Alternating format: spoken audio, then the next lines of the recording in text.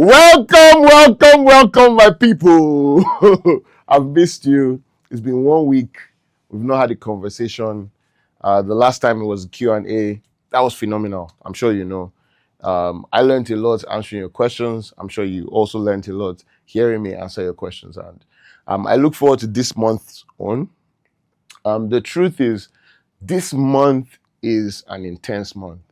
And we're talking about one of the things that human beings have not really mastered how to navigate, which is crisis.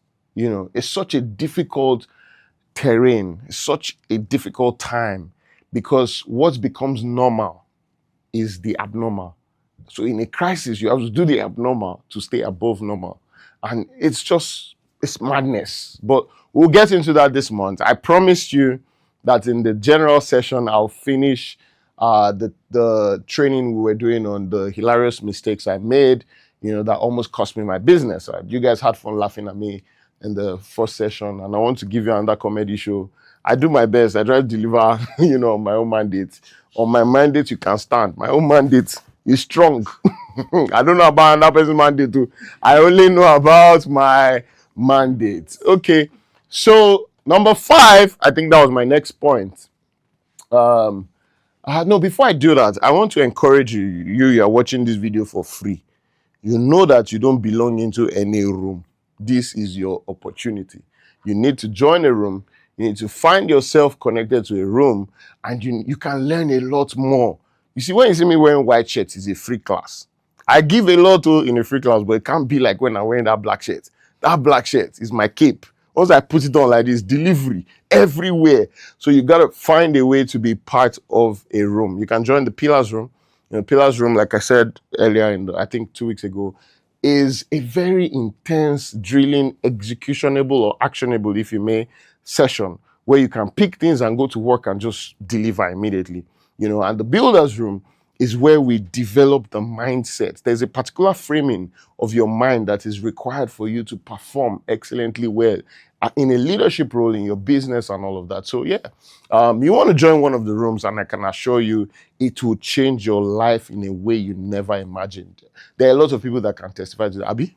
Yes, sir. So, and for the people that have been asking, they want to come and be present in a session, you won't believe that this place is very small. We're just, the truth is I like the energy in the room and it helps me deliver. Okay, so that's why my friends come to join me. But you are my friends too, and you may be able to come. Send us a DM if you want to be live in the room at some point, and we can make that happen. But guess what? Rage Circle private jet is coming to a city near you. And that will happen sooner than you think and that you can imagine. And I look forward to it, and I assure you that when it starts, you'll be able to come, we'll be able to interact, we'll be able to do things personally, engage ourselves and all of that. So I look forward to it, and I hope you do. So I'm going to go straight into what I have to say today. I've taken a lot of time doing introductions, but today I want to talk about, the continuation of the 10 hilarious mistakes I made. Okay, so I'm starting with number 5. And number 5 is very interesting. Before I tell you what it is, a lot of people do not understand that in business, you need to have a customer acquisition plan. Having a customer acquisition plan, it requires you to be able to detail how you would get the next deal, how you will manage the next inquiry, and how you will convert from inquiry to an actual sale. You need to be able to see end to end your process. But what was my mistake? I had a very interesting mistake, unlike many people. My mistake was very simple. My customer acquisition plan was God when. Very interesting. It meant that every time I was thinking of getting a new customer, I would say, God, when will I get a new customer? That was my strategy. Every time I was scared, what I did was prayed. That is not bad. But that shouldn't be all, right? Oh my God, I don't want to share with you something I learned from Nehemiah. But I will, because you people don't know how to drag things out of me. I love Rage Circle so much. I think I was born for this. But look at this simple thing. Nehemiah got a vision to build the wall. And he went, now this is one in 1,000 lessons from Nehemiah. Somebody is thinking I'm going to give them everything I've learned just like that. So Nehemiah got a vision to build the wall. And then he went, he got approvals, blah, blah, blah, did all of that. He got a team. It will shock you to know that there were 44 groups of people building that wall. 44, I counted it. You know, somebody was doing competition with me. I read chapter 3. This is what I learned. I saw his message. I didn't even reply. It's you now. So when I saw your message, I said, you don't learn anything. How can you tell me that what you learned is this? That's nothing. 44 groups. Do you understand what it means? That a man had a vision. Each of those 44 groups had a minimum 5 people. One man was able to influence through the quality of his vision 44 people. But that's not where I'm going to. One thing that Nehemiah did was, when he heard that he was going to be attacked by Sanballat and Tobiah, you know, those guys, what he did was he gathered the people together and told them, he had a group of people that were watching the gates. He had one group. He now told the people that were working, if they hold, what's that thing you people used to put? You've worked on site before. That thing you people used to put, Trowel. Yusuf! So if you hold the trowel with left hand, you hold the spear with right hand. Do you understand the significance of that? You must continue working, but you must be ready to attack. Now, before they took that disposition, you know what they did first? They prayed. But here's what many of us do. We pray and wait. But the W after pray is watch, not wait. So most of us will only pray. That's what I used to do. So I'll pray, Father, open heavens. My God.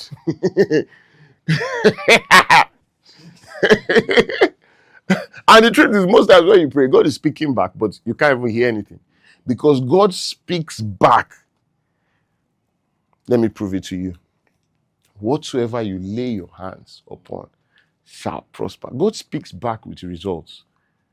But the tool that we use to hear God is not the ears, it's the hands. It's your hands that listen to the blessings of God. It's whatsoever you lay your hands on that will prosper. Not, don't worry. So what I would do then is I will just continue to pray again when nothing happens. Say, God, now, why are you not blessing me? God, this one, that one. And I'll just continue like that. But do you know that something remarkable happened between last quarter and the ending of December? We did a bit of restructuring. We got Eno to handle business development. First thing that exposed us to was the amount of opportunities that come into the system is enormous. But there was no structure around refining those opportunities. So many we may have lost. How do I know we may have lost a lot? Because just in the 6 months, we have gained a lot. So the moment we set up a strategy to manage the load of inquiries that come in, and I don't even think that it makes sense to not have a business acquisition infrastructure running for you. People running a business like a machine. If you cannot have a clear, repeatable, measurable client acquisition system, look at it, clear, repeatable, measurable. It's like how you make friends as well. You must have a clear, repeatable, measurable friend acquisition system. Most of you only want the friends that you grew up with. That's a very limiting circle. So you have to be able to say, this is how I will make a new friend in the year who would influence my life in this direction. So the strategy must be clear. What the value the person will bring must be clear. The value you also will bring must be clear. And then you will have that rolling over and over again. You see, most times we're very quick, very, very quick to blame every other thing, including God, for misfortunes and praise ourselves for fortune. That's the way the human system is wired. But you see, our outcomes are influenced by 3 things. 3 things. Number 1, our outcomes are influenced by luck. Number 2, our outcomes are influenced by, who can tell me? skill. And number 3, our outcomes are influenced by a combination of luck and skill. And so the thing is, a lot of times, we don't know how to measure the input of luck in our outcomes. Like you got your very big client, your anchor client. This guy, maybe if you sell clothes, for instance, this guy buys the highest amount of clothes from you every year. And his own purchase history alone can fund your business. You know that kind of client. That's your anchor. Now, most times, those kinds of people, we attribute their entry into our business to something we did right. Like, I prayed. Okay, is it not God that answered? Have you thought about that? Have you thought about the fact that you were not the only fashion designer praying? So, how do you need to be able to understand that you can actually walk all you want. That's one leg. You can actually also pray all you want. But you must understand that there is a connection of where skill and luck meets. I'll tell you a story. My own anchor client, I met on a flight. So it's the idea of, I flew in business class. Some people teach that and say you have to, sit in the business class, you meet business opportunities. So one of those flights, I sat in business class. And yes, I met the anchor clients that turned around our business in that flight. But do you know how many other business class flights I've flown after that, and I've not met any anchor clients? Is anchor I meet. None. Do you understand what I'm saying? So when you think about it, you begin to realize that there's a lot of luck that played in that transaction. Anyway, that's not what I'm talking about. But you need to have, we pray like believers. We believe that our prayers will be answered. Permit me. We do. That's how we pray. But we don't walk like believers. We don't walk like our walk matters.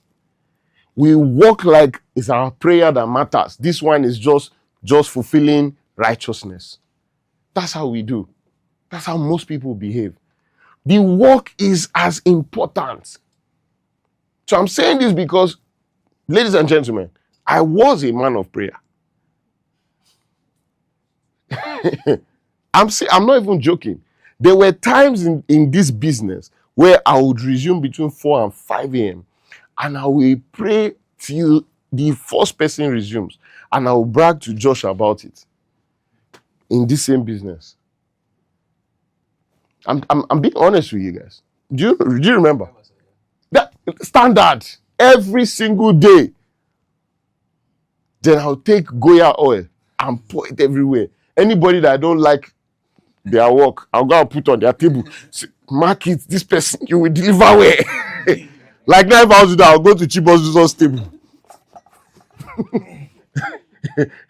I'll mark Chibo's table, Chibo's deliver. And Yusuf, deliver.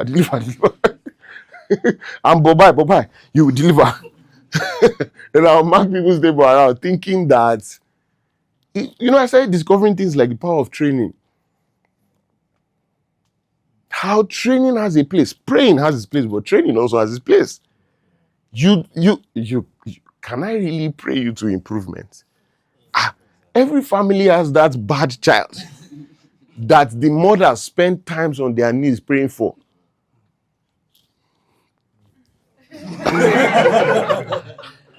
But it is training that can push the person up, and inspiration.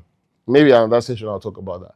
So having a clear client acquisition program is not a lack of faith. It's not. It's actually a sign of faith that you believe that your prayers will be answered, so you now get to work. So you can't actually replace the place of work with prayers. You have to combine it. And faith without what? Is what? Is dead. So if you truly want to show that you believe that, Yusuf, as you go and pray in this afternoon, if you really want to show that your prayer will work, you have to work. Work is the first proof that you believe that your prayers will be answered. But most people just pray and rest. Like me, that was my style. You have to have targets. How many people are you going to meet this week? How many outreaches are you going to send this week? How many meetings would you take this week? How many proposals must you deliver? And you measure it every Friday. You sit back after you've done the whole activity. Did we accomplish our targets? Because our focus usually, the target is usually just the money that we expect to get in. But we forget most times to set targets on the actions that lead to that money. So for instance, you come at the beginning of the year and say, our goal for this year is to hit 200 billion naira. Everybody come to celebrate. Hey, you know why they're celebrating? People, they calculate their bonus. They don't care about the target to think about it very well. Everybody don't they calculate their bonus inside. Say, if we make 200 billion like this, maybe, and he's a very kind CEO, if you give me, so that means I can carry 20 million home. Like this, we'll make it in Jesus' name. The truth is, have we set targets on all the things that will make us make that 200 billion? Like, where are we going to get the people that will pay the 200 billion from? How frequently would we reach out to these people? What kind of environment can we be in that we attract them? How can we become magnetic to them? You need to start discussing those things and setting targets around those things. You double down on those things because that's how you win. Then you build a very nice Google sheet and just be accountable. You won't, let me tell you something, inside joke. You won't find yourself in success. You can never find yourself in success. It's impossible. You can't. You would have to grow into it. You would have to build the structure that can help you find success. That's it. And you know the thing about success, let me say this. Success, you become a person, then that person attracts success. So let me explain it like this. There is typically the kind of places birds go to perch. So success is like a bird. You build that kind of frame on your window and you put a platform for them, know that there will be bird shit there. But if you build your windows without frame, do you understand what I'm saying? If you build your windows without frame, that all it's the glass, there's no place for the bird to stand, the birds will not come. So that's exactly what success is. The success is that shit that the bird poops right on your window frame. And it only comes there if you have built the right platform to attract it. Some people go for that and build their own platform to the log so that the bird will not even build a nest. Do you understand the analogy? So the bird then builds a nest around there and then it brings and gives birth to his children. That one, they say, success don't pack in load, come my house. Success. Some other people, you know what's pack their load? Pack is devil. Devil, they do overtime for some other people. Overtime, working hard on their case. So it's important to build your own customer acquisition system. How you get customers in, how you treat them, how you maintain the relationship. Because you see, and that's another problem. A lot of us find it easy to get in customers, but keeping them is very hard. And that's a competence issue. And that's why success is about who you become. Because you might get lucky a lot of times and attract one-offs, attract big deals. You might get lucky. But have you become the person that can maintain relationships at that level so that you can attract many more? Have you become the company that can cater to that category of people? That way business becomes a machine, not a lucky strike. If you continue to play your business based on luck, you will remain in that place called gambling. You're gambling. You're waking up every day hoping something will work. But the ability to master strategy and then still think about the fact that you might still get lucky on the way, that's how to think about life. Okay, so success is going to come to you. You're going to make a lot of money. You're going to build what you want to build. But you need to be conscious of the fact that you must build a system to attract the people, even personally. Like I said, everybody needs to have a sales goal.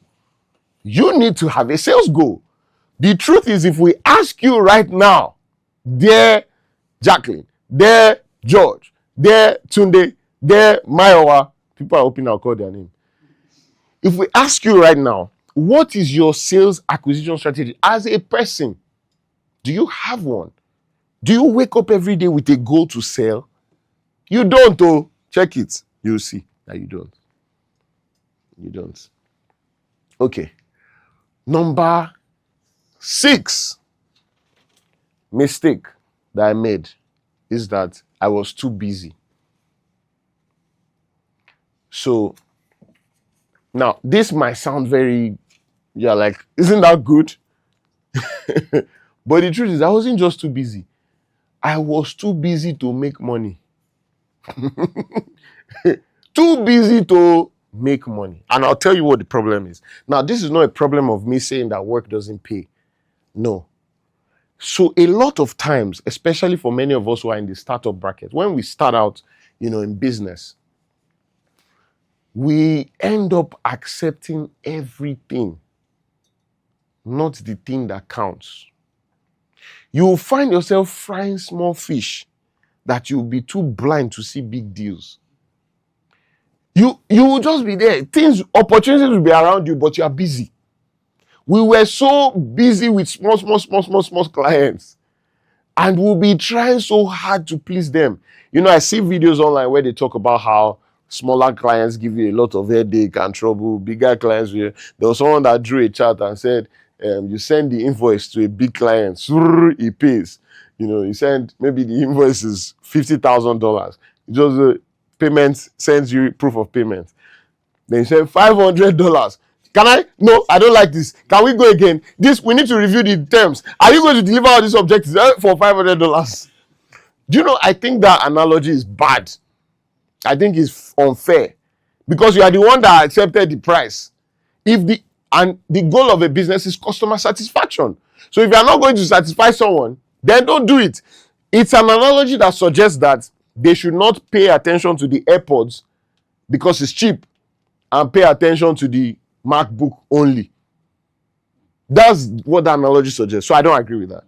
I believe that every customer needs to be served excellently. But you should set a standard. If you know that 500, you don't want to stress yourself for 500, don't bill 500.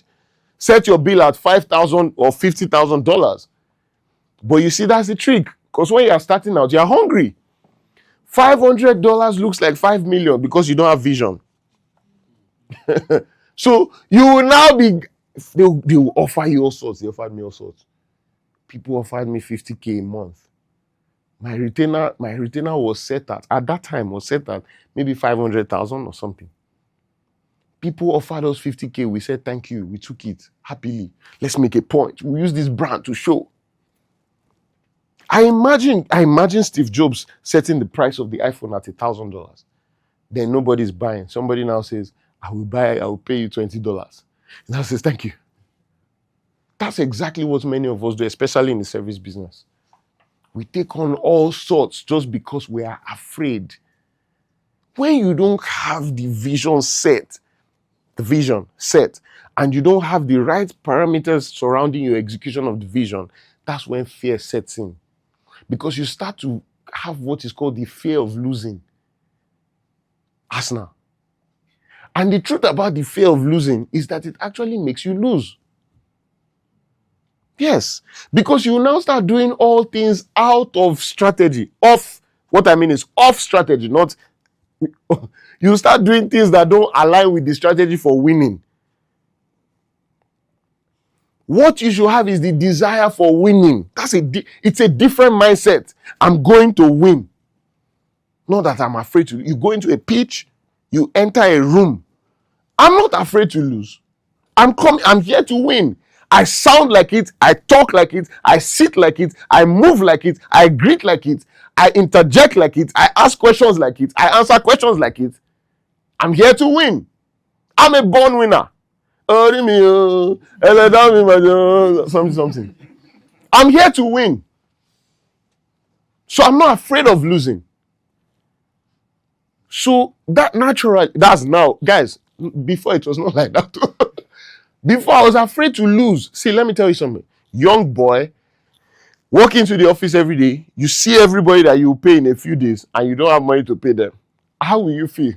You're afraid to lose. That alone was denting my confidence. So every time, when somebody just comes and says, I'll pay you 60K. Thank you, sir. Thank you, sir. No strategy. People don't want to go back to zero. But sometimes it's going back to zero that makes you a hero. Because when you go back to zero, let me tell you what happens. The first thing is that your head will be correct. Guys, you will just wake up, something don't change. You will sit down like this and start writing. Hey, stop this one, change this one, change this one. That's what happens. People deliberately give their things out so they can go back to zero. I've read this morning, I still read about one guy. He set a target for a savings target, and the moment he hit that target, he looked at everything he had and gave it out. He doesn't want complacency. So that target he set is enough money for him to this is a billionaire we're talking about. So he gave everything he had out and started again. It only took him 2 years to get ×2 of what he had already gained. There's something called the muscle memory of wealth. You make it once, you can make it again. But the problem is the fear of losing. It makes us forget how to win. Your complete concentration on the pitch. Interestingly, we had a Jesse Day. I think it was last week, right? Yes, sir. And I thought about this, in the class. The fear of losing is enough to make you fail. You enter the pitch without fear in your heart, you have lost the game. You have lost the game. So, how to balance between the thing is your hands are full, but your stomach is empty. It's supposed to be the other way around. Your stomach should be full, and then your hands should be empty enough to take on more work. Do you understand what I'm saying? But because 50K here, 20K here, 30K here, everybody is your customer, then you don't even have room to accommodate the main customers. So many times I've been at a crossroad where I'll say, don't you think I should fire all these clients and just focus on this one that is paying me enough? In hindsight, that's a wise decision. Because it also gives you enough room to be able to pitch to the ones that matter. So like marriage, you need to understand that as you're choosing clients, you're not choosing for today. As you choose clients, just like marriage, it's not for today. It's not for today. It always looks good today. That person that is gentle, that you married, that is humble, that talks to you nicely, we look at you and say, are you mad? See. Like I always say, I don't like to discourage people from marriage. But I like to tell you the truth so that you know what you're expecting in front. That guy will talk to you one day and you'll be like, this same guy that said I'm his word. He go shock you. You are choosing for 20 years, for decades, for 30 years, for 40 years. That's the choice, that's the decision you're making. It's the same way when we get clients. So I want you to score your current clients. Take a sheet, score them. Say, this client, it doesn't fit. This client fits. This client. Then when you are done, you can now decide which ones you are keeping and which ones you would let go. Most of us don't even have a minimum threshold. We don't. So we just take on every job. In the organization you work at, this is something you want to suggest to the leadership. To say, how can we make sure that we are doing the right work? And the right work is not really a big name. That's another lesson. It's a big fat check. That's the right work. It's not how big the brand is or the client's name is. There are people that I want to stay on fashion designers today. They sew for the presidents. They sew for the commissioners. They sew for the ministers. They sow for every top name. But do you know those people don't pay? Come on, guys. There are a lot of those people too that have done things for now.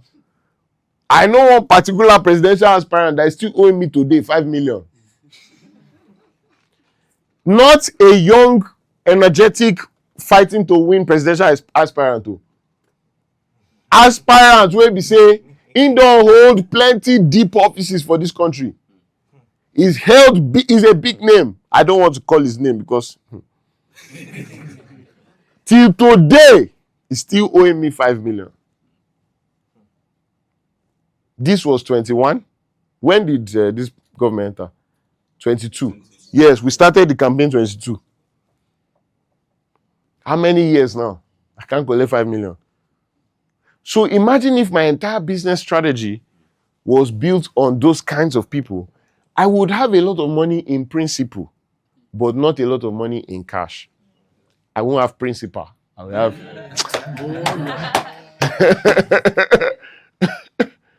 Do you understand? Yes, sir. Okay, another interesting one. Let me move because I see that I have about 30 minutes left, so I gotta run, guys. We're on number 7 now. I'm not going to do this thing we're doing now. I'm not going to do it in June. See, in this May, that's when it ends. So once I finish number 10, wherever I get to, if I don't get to number 10, I'm not going to. I do somebody say, continue talking. You're using the time to explain what you will not do. Okay. So number seven mistake I made was that I continued to choose visibility over profitability. I continued to choose visibility over profitability. Our most profitable season as a business is when we had the lowest visibility. There is a way you need to look at visibility. Visibility is an investment, but visibility is also a bill. So if you're not careful, it will actually be more of a cost center than a profitability center. So what is supposed to benefit you now becomes a burden. Getting seen by the wrong people is a trap. Is a trap. Let me tell you the truth. We're a very viral company. And I'm sure a lot of you would think that because of that, we get a lot of clients from all over the world wanting to work with us. Let me tell you the truth. And if you tell anybody, this is not Rage Media, this is Rage Circle. But let me tell you the truth. You see, out of every 100 emails, 95 is job applications. 4 is partnership and collaboration. 1 is client. That client is 50K client. Do you understand what I just said? If we receive 100 DMs, emails put together, 95 is people that want to work here. Oh, your culture. Oh, your CEO. Oh, your colleagues. Oh, everywhere. Then my guys, I didn't come and brag to me. Say, I went somewhere. The people said they know Arike, they know you, they know this. I was like, we thank God. What next? So they know us. Okay. Am I Noah? For the records, my name is George. I would love some Benjamins. Not being known. They know you, they know you, they know you. Okay. It only makes your nose bigger. So I'll start bragging about who knows me. So if there's no profitability in your visibility, forget it. It's a waste. It's a waste. Let me tell you something, there's a version of marketing, and this is very tricky, that is purely for your ego. It just makes you feel good. Ego marketing. Oh, my video got 400 and something views. Oh, that's ego. Just they build. Then your ego go to come out. Everything goes wrong. And a lot of founders fall in that trap. Do you know that I have a friend, the highest view he has on his videos, and I'm not even joking, would be like maybe 250 views. But the kinds of transactions that this guy gets. So now, let me balance it for you. In this day and age, right? When you are marketing, you need to market for two sets of people. Customer now, customer future. Those are two different sets of people that you need to consider in your strategy. And so, make sure that you are not over-investing in tomorrow that you neglect today, because you won't be alive to see tomorrow. I'm talking as a business. I'm not talking about, we would all be alive to see tomorrow. By the grace of God. So you want to tie all your business decisions, your spending, your positioning, the content you create, the desire for visibility, all the things that you want to tie all those things to profitability. Visibility only makes sense when there's a deliberate path to profitability. Otherwise, it's just an expensive way to feel seen. Your ego will just big. I went to a place last week. I think it was last week. And then I was trying to do the registration. So they would give me a card as a member. And the person that was doing the registration was like, "Oh my God, I just watched your video." I said, "Oh, which one?" Because the ego say I get plenty videos where they pop. And she was like, day in the life. And she asked a question, also you remember. And she said, "Do you really do that many meetings a day?" I'm like, "Oh." Then you trust Nonso now. You know how we are at trade. You say, "That was just 2. You see, normally, we do like 4 or 5. You know the way it does. It was like, even that day. We only put 2 in the video now. That day, I'm sure I had 5 meetings. Do you understand what I'm saying? Yes, that is the one that gets profitability. I need to do that one. While I still do this other one. Because tomorrow now, this woman, you see how it works? At the moment, and I mean no disrespect, she's just sitting and registering people. She can't be my customer. But like they write on all those trailers on Lagos Ibadan Express Road, no one knows tomorrow.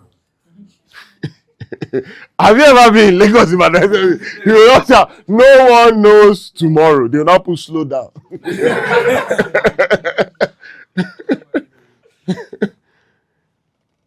So the way to approach profitability from a visibility point of view is tie every expense to profit. You see, the truth is, if you cannot generate profits from marketing activity, then it's automatically a loss to your business. So you have to get to the point where you can tie the expenses to profitability. For instance, many people don't realize that the time they invest in making a video is an expense. Do you know a lot of people don't know?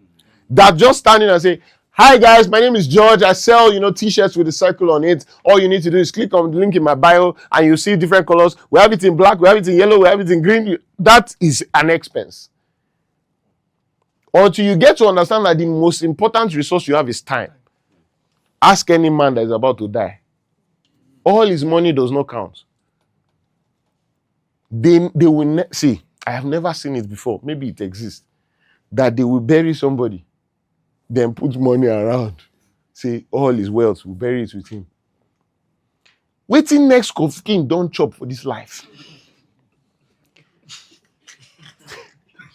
You don't realize that we're working for them. We're working for them. If my daughter asks me, "You are going to work, today is Sunday," I look at her. Where you go still leave me? And you go leave me with my own money. I know what I'm doing. I beg, leave me alone. So, think about that. You must tie every expense to profitability. It's unhealthy when all you do is to pass out waste from your body and you are not refilling. You understand what I'm saying? Yes. So that's what happens. That's the picture. All you're doing is personal waste. They will now say you are purging or you are whatever it is they call it. It's seen as a disease. So that balance is important. Before you invest in your next marketing activity, check the last one you did. What did it bring? What did you do wrong? What would you fix? What should you do differently? And that's why I mentioned earlier, those Friday meetings where you take your time to look at your customer acquisition plan. So in my own case, me, I was just after being visible. You know, the more you are seen, the more you are known. That time I wear only black. Keep my beards. That's how I used to walk everywhere I was going. So everybody they remember my walk. After a while, I look myself, say, boy, this thing no dey pay. That's when business started. Is that I must be able to trace. See, in this same vein, in this same light, we have done videos that gave us pitches.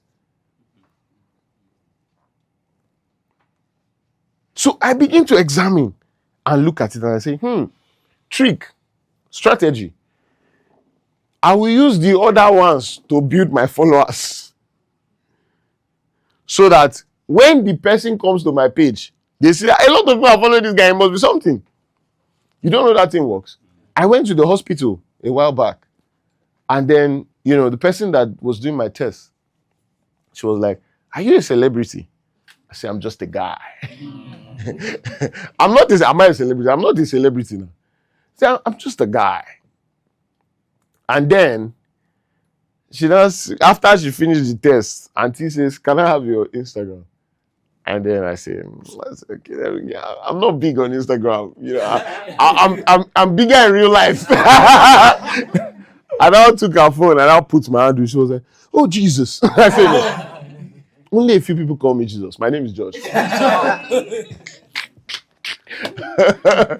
true that there was a day I was standing here, Busola said, Jesus. I said, I've been called Jesus a few times, but my name is actually, I know I look like him. I was created and made in his image.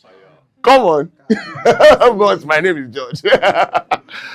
So, for every marketing activity, you must have a conversion goal tied to it. We didn't have that. We're just focused on being seen. One simple trick is you want to identify where your last 10 clients actually came from. That should automatically show you where you should invest in. As I'm saying this to you now, I'm realizing that there's a platform I've completely neglected, which is LinkedIn. And I've gotten leads from LinkedIn. It just dawned on me.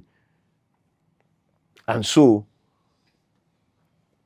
that's an instruction for whoever is supposed to do that. You know it's not me. You know all those fancy things you see is not me. It can't be me. Aye. So the day we stop measuring success in followers and views, is the day we understand that success is a lot deeper than that. Guess what, guys? My videos have more views than Dangote's videos.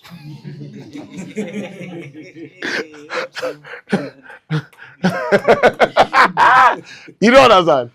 Somebody else will say, I got 100,000 views. Did you get 100,000 credits? There are people that they have curated their whole life around content creation, and it's their hustle. That's how they make money. You as a businessman, you now sit down and be comparing your reach to their own. You don't understand that that's their own work. You have a business, and social media for you, content creation for you is a support, not the main. For them, it's the main thing they are doing. They would literally say anything and do anything to get you to watch, comment, react. Then those are the people a lot of us will now take seriously. I'm taking their advice. No disrespect intended. So build profitability first. Review into quarters, into weeks, into, why are we so... Sometimes I go around the office and I say, you people are working so much, but I'm not seeing it. Why are you so busy and there's no money? Where is the money? You understand what I'm saying? Yes, sir. Yeah. So it's very important that we build profitability. Okay. Next one, because I'm I just got a glimpse of the time, guys. God. I want to start talking about our Ungo again. I don't remember someone will be cussing me, say, what's the worry this guy? They talk what he want to teach. I'm sorry. Next, I really love these general sessions because you have the whole, the whole circle on it. And you can talk about the different levels from a work perspective to a leadership perspective to an entrepreneurship perspective. Somebody is saying, you are talking again. Number 8, hiring without a dream talent profile. And so here's the thing. A lot of people at the early stage, we get so emotional about hiring. So emotional about hiring. We wouldn't even think about the fact that this person is hungry and just needs any job.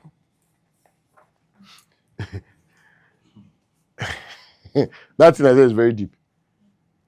We won't be thinking about that. We'll just be listening to all the things they're saying and say, wow. Do you know why? There is this reassurance or assurance that it brings to you as an early stage founder or early stage leader in your organization.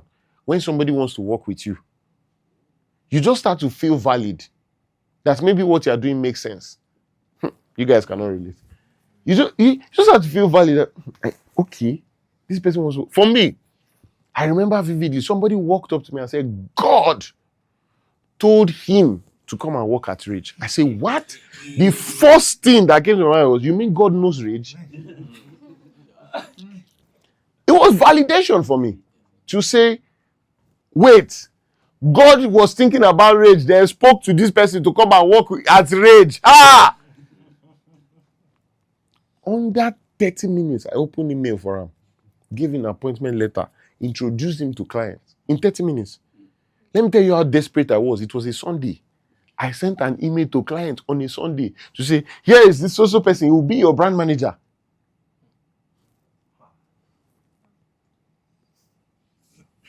Lo and behold, it was Monday and he resigned. Was it not Monday? It was Monday. It was Monday.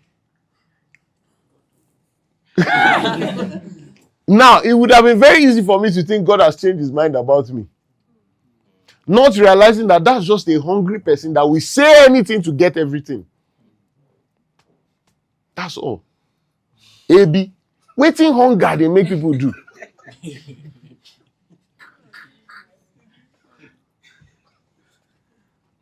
Do you understand what I'm saying? So a lot of hiring without clarity is an expensive form of optimism. You are optimistic about the person, but trust me, it's very expensive. How can you not know who you need? There must be that framework that identifies these are the kinds of persons that we need. Not just anybody who is enthusiastic.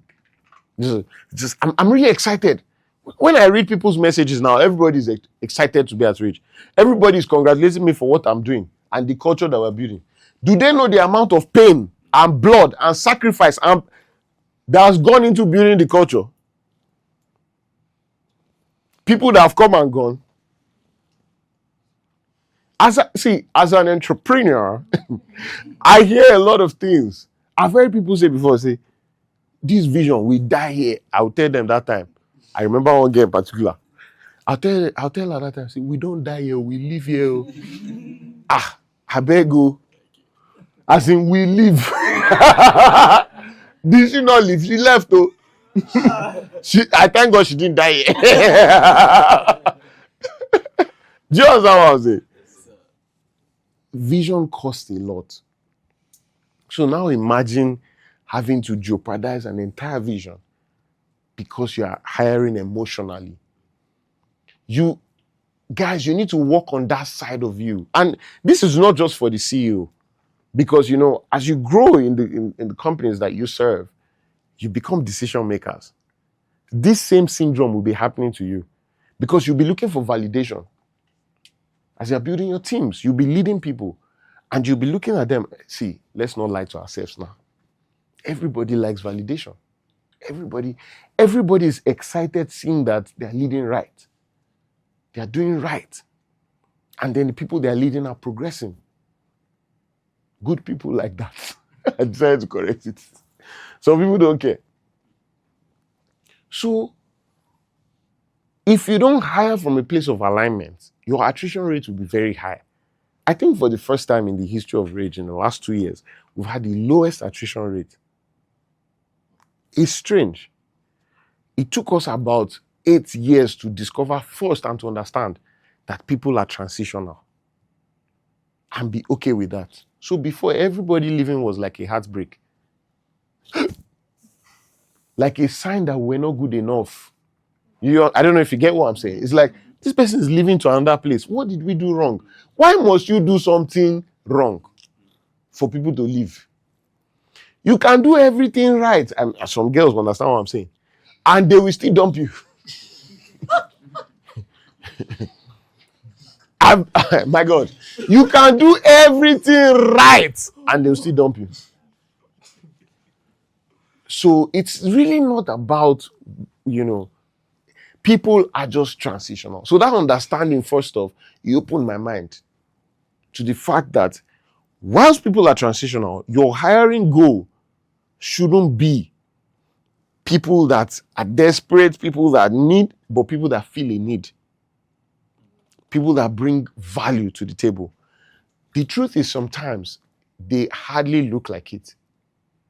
Many of us cannot see tomorrow. But that's another bet. For those of you that are in the builders class, I thought about decision and how it's a bet. You take a bet on people. At the initial stage of your hiring, you want to think about the fact that you are not hiring professionals. You are mostly hiring people that they fit into what I call the student profile.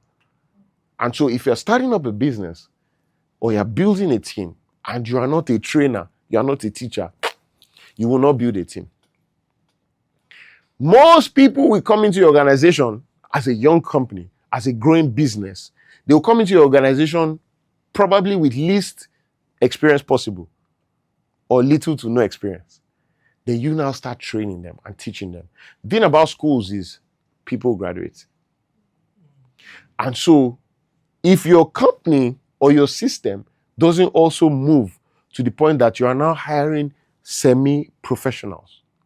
So now this one's the priorities change. They're not trying to learn, they're trying to earn.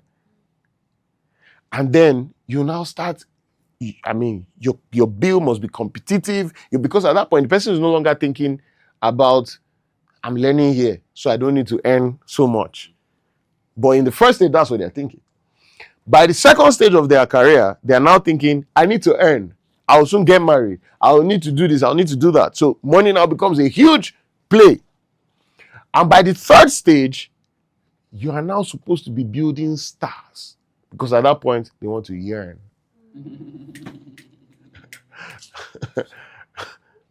So they want to go for greatness. They want to be identified with something. They are looking for fulfillment. The goal changes. Now, if you're hiring if your business is at that stage, obviously, you cannot hire somebody that goes there, you God told them. Told you what? What exactly? Did he tell you where we'll be in 5 years? Did he tell you what?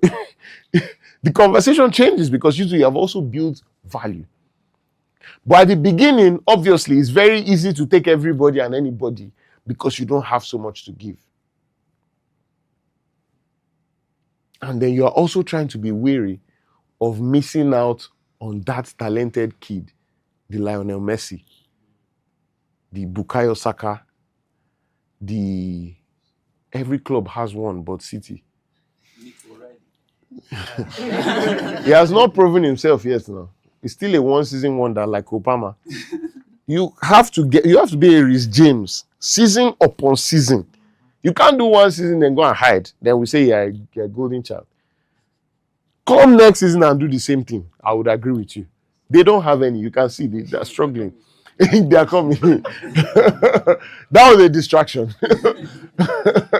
Okay, so if you put value at the focus of your hiring, it will change the way you hire. completely. And so I didn't. And instead, I would just hire people because, thank God, somebody is interested. Let me stop on number 9.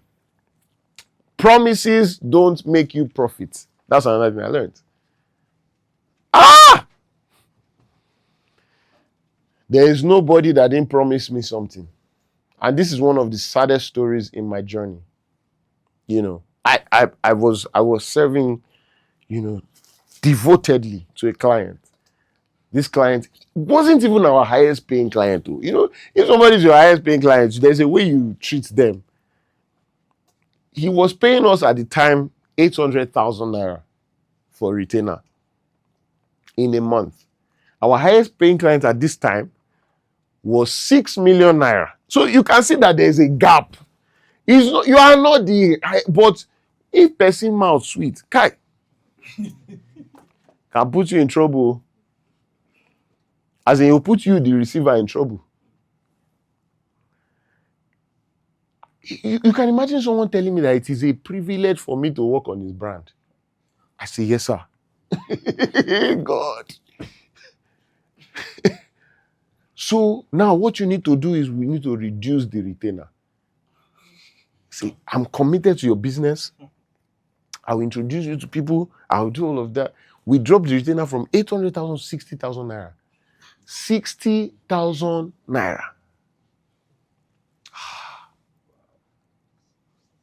At that point, I wasn't thinking, how will I pay bills? How will I do this? I wasn't thinking of that. I was just thinking, let me just serve this man. This man will introduce me to the president. This man will introduce. I didn't even think that, okay, if I meet the president, what will I give the president? I may have learned that one. Oh, big names, don't change your business like that. Oh. You see, a lot of times people pose for nothing. We are now in a partnership with the state government. Go and check their lives, whether anything changed. We are now in a partnership. Every time you are seeing people, they post, hey, something partners with this, something. Nothing changed. I have seen people just continue to build value year in, year out, and serve the market. Partnership. If there's no... okay, anyway. And so, you people like stories. You like stories too much. But that's how we went to the 60K. And I noticed that the effort we were putting in. Now, imagine, at that time, there was nobody that was earning 60,000 in our company. At that time that I'm talking about, the least person was earning like 120. So we could not even pay someone's salary with their retainer. Then the next thing you hear is want to add another brand. Next thing you hear is want to add another. They ended up adding about 4 or 3 brands. Pure wickedness. That's what I call it. Especially when you can afford it. You see, if a client that's been loyal to me, because there's also client loyalty, comes to me and says, we're in a very hard time. This is what our numbers are looking like. Is it possible that you do X and Y for us in this time and we'll be able to come back to what we normally do or even more after this passes? I don't know if you get what I'm saying. Why will I say no to that now? Then I might even say no to that one. I might have said no to that one and say yes to this one because of the promises. You know what I'm talking about? Promises don't mean profit. I know a guy, very sad story. He was promised, come to the government house at a time and you will give you a deal. That deal was going to change his life. He has done testimony. He has shared it with me. We have celebrated and everything. And he got into the government house. He met with them, everything. They gave him the deal. But it was a deal that did not have payment to it. What you call title without entitlement. Advisor to the governor on X. So you got the letter. I know many of those people. You got the letter, came to me. See the letter. I said, okay, so how much will they pay you? Say, leave money. Let me tell you how they do these things. You will be active. You will take the letter to... Once somebody tells me, be active, I know no, I don't want to be active. I don't want to be active. So promises don't equal profit. It's an understanding. I want to serve, I want to deliver value, and I want you to pay me what I deserve based on the value that I'm bringing to the table. That's what I want. That's what I want. Set a fair price and hold on to it. Anyone who cannot pay will go elsewhere. Let me tell you something about that man. You remember that man I'm talking about? I know he's paying someone over 10 billion in a month today to do the same thing I do for him.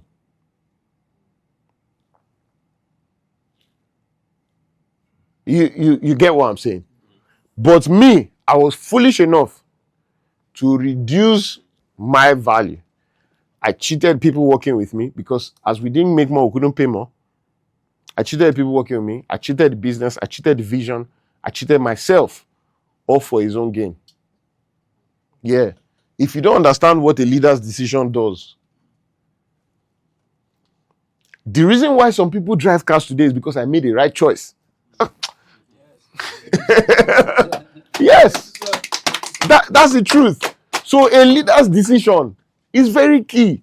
It's never about you. It's never about you. Stretch the rod. Divide the water into two. Are you the only one that passed? No. So when they say stretch the rod, you now hear the rod back. I won't stretch it. You think it's yourself? Yeah. So as a leader, you are making the decision for everybody. Set a fair price. The truth is that people will replace you immediately. They will replace you. There are many people that want to offer the service you are offering. So you must have that at the back of your mind. So on this note, I apologize to everybody, that were affected by that decision. I wasn't wise enough. I wasn't wise enough to make the right call. Okay? The truth is, if you want to maintain that value, you must build what is called a value articulation script. Because people will question why you are charging that much. Many people go for job interview and just say, so tell me, what would you like to earn? 2.5 million to 5 million. They give you a range. You now say, why should I pay you that? Do you have a value articulation script? I'm going to teach very soon on how to ask for a raise. A raise. That's something you should never miss. You see, people will go to their boss and say, I have been working here for 5 years. I deserve to get a raise. Let me tell you how the person heard that statement. It means because I have stayed with you for 5 years, nobody stays with you. You're a useless boss. But because I've been staying with you for 5 years, increase my salary. That is what the person heard. And see, I kid you not. You do not have a value articulation script, verse. You have to go with a verse to say, I did in year 1, I did A, B, C, D. We got E, F, G results. In this, I did X, E. When you are done, even the man will say, I think you should be CEO. Me, I'll be co-CEO. Value. Every demand should be built around value. You go to the supermarket to get value. You saw the price there. They pasted it. You did not argue. You picked it. Value. Because the product has proven itself to be valuable. If you want a raise, show value. This is not the class. But you have to build a value articulation script so that when somebody is questioning, but why are you charging this much? You have a response. Very important, very critical. And it must be tied to value, not just fancy response. Like somebody told me, it's a privilege for you to work on the brand. How is that a privilege? It didn't change my life. It changed nobody's life in our company. Whose life has it changed? Okay, now, till now. You have to be careful with the way you treat exposure and connections. These things are very dangerous. They are not currencies.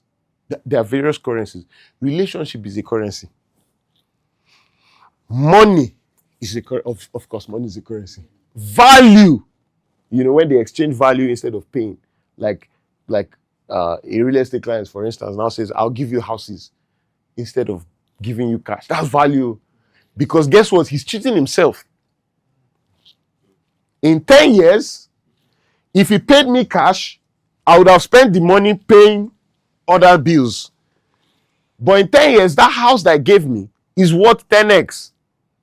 I will make more. They are telling me that my time is over. I don't agree.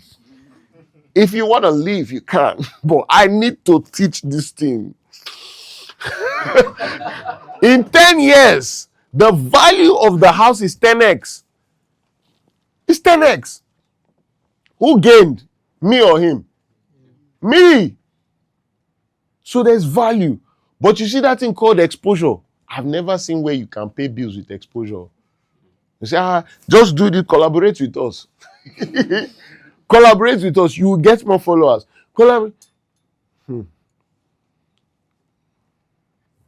I've said before, I know people that know people and their lives are in shambles. It's not really about who you know. It's about the value you can exchange. The people that you know, do they see you as valuable? Have you thought about that?